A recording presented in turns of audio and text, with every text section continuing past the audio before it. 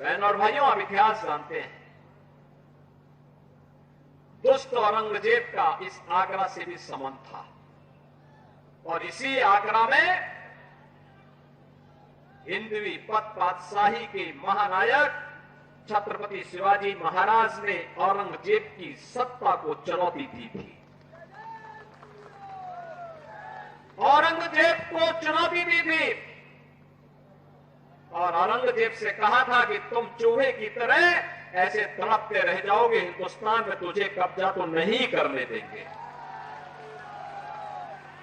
और राजस्थान में इस मोर्चे को उस समय संभाल रहे थे जोधपुर नरेश महाराजा जसवंत सिंह।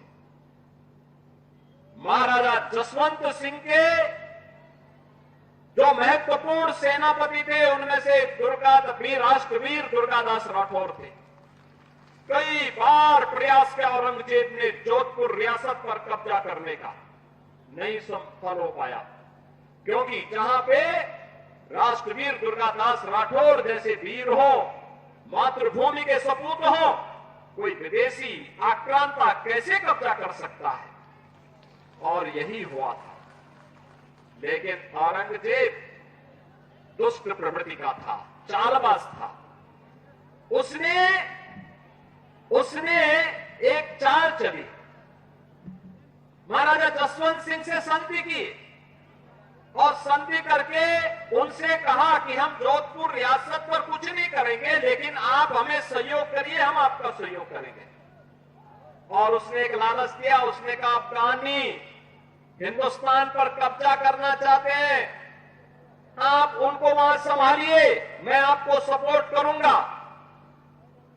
और वहां पे महाराजा जसवंत सिंह को वहां धोखे से अफगानियों का मुकाबला करने के लिए लेके चला गया और पीछे से हमला करके उनकी हत्या कर दी। उनका छोटा पुत्र, एक ही पुत्र अजीत सिंह था, राजकुमार अजीत सिंह अकेले रह गया। रानी का जो पुत्र था अजीत सिंह, उसको उसने धोखे से मारने का एक षड्यंत्र रचा और मुगल सैनिकों को भेज करके उन्हें कैद करने का प्रयास किया। वीर दुर्गादास राठौर राजकुमार को सुरक्षित लेकर के एक सन्यासी के भेष में एक जगह उन्होंने उसे रखा और जब वह बालिग हुआ, धूम धड़ाके के साथ जोधपुर में लाकर के उनका राज्याभिषेक उन्होंने किया। वीर दुर्गादास राठौर की जो ये लड़ाई थी, ये लड़ाई केवल अपने स्वामी के लिए नहीं थी, बल्कि राष्ट्र के लिए थी, स्वदेश और स्वाभिमान के लिए थी, स्वधर्म के लिए थी कि हम विदेशी हुकूमत को बाल बांका नहीं करने देंगे अपनी मातृभूमि का। और उन्होंने अंतिम दम तक निभाया।